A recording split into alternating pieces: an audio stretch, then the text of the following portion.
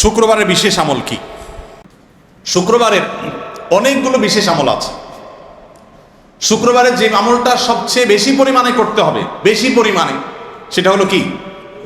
দরুদ পাঠ করতে হবে। নবী করিম সাল্লাল্লাহু আলাইহি ওয়াসাল্লাম বলেছেন, আকসিরু আলাইয়া মিনাস সালাতি মিন ইয়াউমিল জুমআতি ওয়া লাইলাতিল জুমআহ, তোমরা আমার প্রতি দুরূদ প্রেরণ করো জুমার রাতে এবং জুমার দিনে, অর্থাৎ বৃহস্পতিবার দিবাগত রাতে এবং শুক্রবার সারাদিন বেশি বেশি কি করতে হবে? দুরূদ পাঠ করতে হবে। কারণ ফাইন্না সালাতাকুম মারুদাতুন আলাই, তোমরা যে দুরূদ পড়ো এটা আমার কাছে পেশ করা হয়। এই জন্য ভাইরা বেশি বেশি শুক্রবারে দুরূদ পাঠ করে, এটা হলো শুক্রবারের সবচাইতে গুরুত্বপূর্ণ আমল বলতে পারি। জুমার নামাজের পরে সবচেয়ে গুরুত্বপূর্ণ আমল হলো বেশি বেশি কি করা? দুরূদ পাঠ করা। দুরূদ পাঠের সবচেয়ে শ্রেষ্ঠ সিজন হলো বৃহস্পতিবার রাত থেকে নিয়ে শুক্রবার সন্ধ্যার আগ পর্যন্ত। শুক্রবারের আরো বিশেষ আমল সূরা কাহফ তেলাওয়াত করা, এবং একটা সময় দোয়া কবুল হয়। আসরের পরে অনেক ওলামা ইকরাম বলেছেন এটা আল্লাহর কাছে দোয়া করা। শুক্রবারের একটা বিশেষ আমল আছে, আমলের জগতে সবচেয়ে বেশি ফজিলতপূর্ণ আমল এটা। এত বেশি ফজিলতপূর্ণ আমল আমলের জগতে আর নাই, কোরআন হাদিসে আরেকটা পাওয়া যায় না। সেটা কি? সেটা হলো নবী করিম সাল্লাল্লাহু আলাইহি ওয়াসাল্লাম বলেছেন, মান বাক্কারা ইয়াউমাল জুমআতি ওয়াবতাকার, যে ব্যক্তি জুমার দিন আগে আগে ঘুম থেকে উঠবে, ভোরে ফজর নামাজ জামাতের সাথে পড়বে, আগে আগে উঠবে, ওয়াগাসসালা ওয়াক্তাসাল, ফরজ গোসল হলে ফরজ গোসল করবে, নিজে উত্তম রূপে গোসল করবে, সাধারণ ফরজ গোসল না হলে সাধারণভাবে গোসল করবে, উত্তম রূপে গোসল করে পরিষ্কার করে জুমার দিন উপলক্ষে, এবং ওয়ামাশা ইলাল মসজিদি ওয়া লাম ইয়ারকাব, পায়ে হেঁটে মসজিদে যাবে, কোনো রিক্সা বাহনে গাড়িতে উঠবে না। যদি গাড়ি দিয়ে যাওয়ার মতো দূরের পথ হয় তাহলে গাড়ি পার্কিং করে বাকিটুকু পায়ে হেঁটে আসবে। এবং 4 নম্বর কাজ, ওয়াদানা মিনাল ইমামি ওয়া লাম ইয়ালগু, ইমামের খুব কাছাকাছি গিয়ে বসবে, অহেতুক কোনো কথা কোনো কাজ করবে না, চুপচাপ থাকবে, খুতবা শ্রবণ করবে। এই কাজ যদি করে 4 কাজ, তাহলে 4 কাজের প্রথম কাজ হলো আগে আগে ঘুম থেকে উঠা, ভোরে ফজর নামাজ জামাতের সাথে পড়া, উত্তম রূপে গোসল করা, পায়ে হেঁটে মসজিদে আসা, এবং ইমামের খুব কাছাকাছি গিয়ে বসা, আগে আগে মসজিদে আসা, এবং চুপচাপ থাকা, কোনো কথাবার্তা খুতবা চলাকালীন না বলা, কোনো অহেতুক কথা আড্ডা বাজি না করা। এই 4টা কাজ যদি কেউ জুমার দিন করতে পারে, নবী করিম সাল্লাল্লাহু আলাইহি ওয়াসাল্লাম বলেছেন, এই যে সে পায়ে হেঁটে মসজিদ পর্যন্ত আসলো তার বাসা থেকে, এই পুরা পথে আসতে যতগুলো স্টেপ তার দিতে হয়েছে, যতগুলো কদম তার রাখতে হয়েছে, প্রত্যেক স্টেপের বিনিময়ে, প্রত্যেক কদমের বিনিময়ে আল্লাহ তাআলা তাকে 1 বছর নফল রোজা রাখার আর 1 বছর রাতভর তাহাজ্জুদ পড়ার সওয়াব দান করবেন। তাহলে যদি কারোর বাসা থেকে মসজিদে আসতে 100টা স্টেপ দেওয়া লাগে, সে 100 বছর নফল নামাজ এবং নফল রোজা রাখার সওয়াব পাবে। অনেক মুহাদ্দিসগণ বলেছেন, হাদিসে কোরআনে বিভিন্ন আমলের ফজিলতের কথা জানা যায়, কিন্তু এই একটা আমল, মাত্র 4টা কাজ বিশিষ্ট একটা আমল দ্বারা এত বিপুল পরিমাণ ফজিলতের কথা আরেকটা কোরআন হাদিসে খুঁজে পাওয়া যায় না। এই জন্য জুমার দিন আমলটা করবো তো ইনশাআল্লাহ। মা বোনরা যারা এই আমলটা করতে পারছেন না, তারাও এই সওয়াব পাইতে পারেন। কিভাবে? বাসার পুরুষদেরকে উদ্বুদ্ধ করে পাঠিয়ে দিবেন, আপনি সওয়াব পেয়ে যাবেন। অন্য মানুষদেরকে জানার জন্য এ বিষয়ে আলোচনা শেয়ার করে দিবেন, মানুষের মধ্যে জানাজানি ব্যবস্থা করবেন, আল্লাহ আপনাকে সওয়াব দান করবেন। আল্লাহ। কোরবানি দেওয়ার আগেও পরে করণীয় আমল কি? কোরবানির আগে আমরা কি করব, কোরবানির পরে আমরা কি করব? দেখুন, কোরবানির পশু জবে করা, নিজের হাতে জবে করাটা সুন্নাত। আমরা অনেকে এটা করতে চাই না, হুজুর দিয়ে করাইতে চাই। ভালো করে ছুরি ধার দিয়ে আপনি যদি কোরবানি করতে চান, খুব সহজ নিয়ম। কিভাবে কোরবানি করবেন? কোরবানির পশুকে শোয়াইলেন, পশ্চিমমুখী করে শোয়াইলেন, শোয়ানোর পর ভালো করে শক্ত করে সবাই ধরলো, মজবুত করে। এরপর খুব আগে থেকে ভালো করে উত্তম রূপে ছুরি ধার দিয়ে নিতে হবে। কারণ নবী করিম সাল্লাল্লাহু আলাইহি ওয়াসাল্লাম আলাদা নির্দেশ আছে যে কোনো পশু জবে করতে হলে আল্লাহ হালাল করেছেন, কিন্তু অপ্রয়োজনে তাকে খোঁচায় খোঁচায় কষ্ট দিয়ে যেন জবে করতে না হয়, যেন সাকু ভালো করে ধার নিবে, যাতে এক পোছেই জবে হয়ে যায়, অহেতুক তাকে কষ্ট দেওয়া না লাগে। হুজুর বরং 10টা গরু যখন জবাই করে, হুজুরের ওই ছুরি একটা দিয়া 2টা 3টা করার পরে কিন্তু ছুরির অবস্থা কাহিল হয়ে যায়।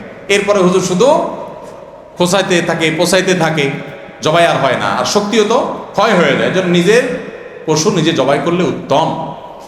তো কিভাবে করবেন, যেটা বলছিলাম যে আগে থেকে ছুরি ধার দেওয়া থাকবে, শোয়াইলেন, কণ্ঠনালী, পশুর কণ্ঠনালী, খাদ্যনালী এবং শ্বাসনালী, খাদ্যনালী, এবং 2 পাশে 2টা চিকন আপনার নালী আছে, এগুলো কেটে ফেলবেন।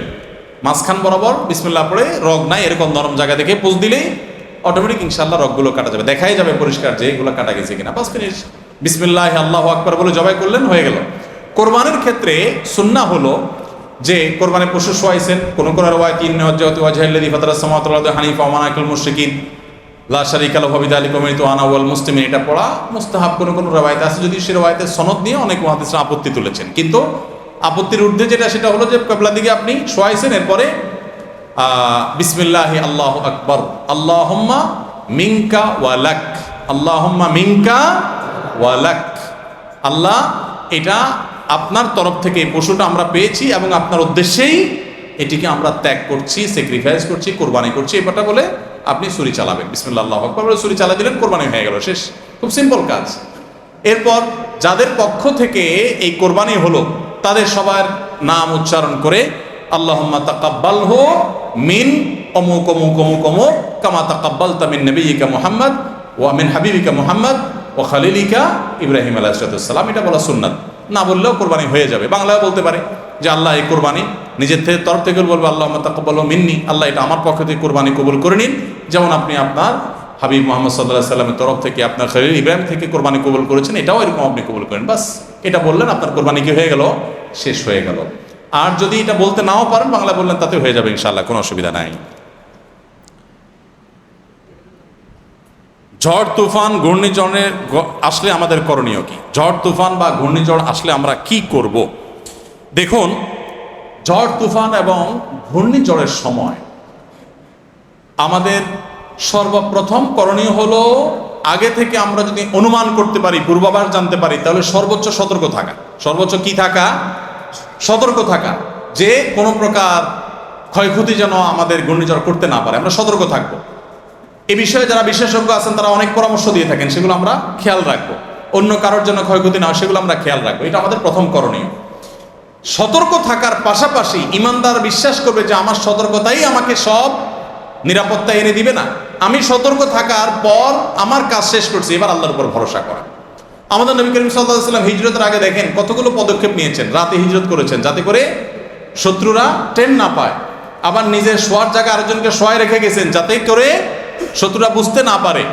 যে পথে সাধারণত মদিনা যায় তার আরেকটা ভিন্ন পথ ধরেছেন, সাধারণত শত্রুরা ট্রেন না পায়। এতগুলো প্রচেষ্টা অব্যাহত করে তারপরে এবার গারে সৌরে গিয়ে বলেছেন ইন্নাল্লাহা মা'ানা, আল্লাহর উপর ভরসা, আল্লাহ আমাদেরকে দেখছেন। তাহলে আগে নিজের কাজটা দায়িত্ব পালন করেছেন। তাহলে ঘূর্ণিঝড় আসলে আমাদের প্রথম কাজ হবে সতর্ক থাকা। সতর্ক থাকলেই সব হয়ে যাবে তা না, এটা নাস্তিকের কথা, ইমানদারের কথা না। ইমানদার জানে যে সব কিছু কার হাতে? মূলত আল্লাহর হাতে। অতএব আল্লাহর নির্দেশ সতর্ক থাকা, বিধায় আমরা সতর্ক হব। সতর্ক হওয়ার পর এবার কাজ হলো আল্লাহর কাছে দোয়া করা। কি দোয়া করবো? ঝড় যখন আসে, বাতাস যখন খুব বইতে থাকে, তখন আমরা দোয়া করবো আল্লাহুম্মা ইন্নী আসআলুকা খায়রাহা ওয়া খায়রা মা ফিহা ওয়া খায়রা মা উরসিলাত বি ওয়া আউযু বিকা মিন শাররিহা ওয়া শাররি মা ফিহা ওয়া শাররি মা উরসিলাত বি। আল্লাহ, এই বৃষ্টির ভালোটা, এর ভিতরে যে ভালো আছে এবং যেই ভালো নিয়ে বৃষ্টি আসছে বা এই বাতাস আসছে, ঝড় আসছে, সেগুলো আমরা চাই। আর এই বাতাস বা ঝড়ের ভেতরে লুকায়িত অকল্যাণ থাকলে সেটা থেকে আমরা আপনার কাছে পানা চাই। এ দোয়া পড়া সুন্নাত। তাহলে ঝড়, বৃষ্টি, তুফান এগুলো আসলে সতর্ক থাকার পাশাপাশি আল্লাহর কাছে কি করতে হয়? দোয়া করতে হয়। আমাদের এখন এমন একটা প্রজন্ম তৈরি হয়েছে, শিক্ষা ব্যবস্থায় নাস্তিক্যবাদ সূক্ষ্মভাবে ঢুকায় দেওয়ার ফলে নানাভাবে ধর্মহীনতা এটাকে সমাজে পুশ করে দেওয়া হয়েছে নানাভাবে। যার কারণে এমন একটা প্রজন্ম তৈরি হয়েছে যে এই দোয়া নিয়ে আমাদের তরুণরা, নামধারী অনেক মুসলমান সন্তানরা হাসাহাসি করে। তারা মনে করে যে দোয়া পড়লেই কি সমস্যার সমাধান হয়ে যাবে। তারা জানে না যে দোয়ার আগে দাওয়াই করতে ইসলাম বলেছে, তার পাশাপাশি দোয়া করতে বলেছে। আর হ্যাঁ, দোয়া আল্লাহ তাআলা কবুল করে কোথায় দোয়ার ফসল আল্লাহ তাআলা দিবেন না দিবেন এটা আল্লাহ তাআলার ব্যাপার, কিন্তু আমাদের কাজ হলো আল্লাহর কাছে কি করা? দোয়া করা। এবং দোয়ায় অনেক অসাধ্য সাধন, অনেক অসম্ভব সম্ভব আল্লাহ তাআলা করেন। সেটা এখন তো আল্লাহ তাআলার ইচ্ছা, আমাদের কারোর হাতে না। কিন্তু আমাদের চেষ্টা হলো কি করা? দোয়া করা। ইমানদার দোয়া করলে আল্লাহর কাছে আলাদা বিনিময় পাবে, তার কাজটা হোক বা না হোক, দোয়াটা কবুল হোক বা না হোক, বা যেভাবে কবুল হোক বা না হোক। এই জন্য আল্লাহ রাব্বুল আলামিনের কাছে দোয়া করতে হয়, কায়মুল বাক্যে দোয়া করতে হয়। আল্লাহ তাআলা আমাদের সবাইকে সেই তৌফিক দান করুন। ভাইরা আমার, তাহলে ঝড়, বৃষ্টি, বাদল আসলে আমলগুলো আমরা করব। শেষ প্রশ্ন আজকে।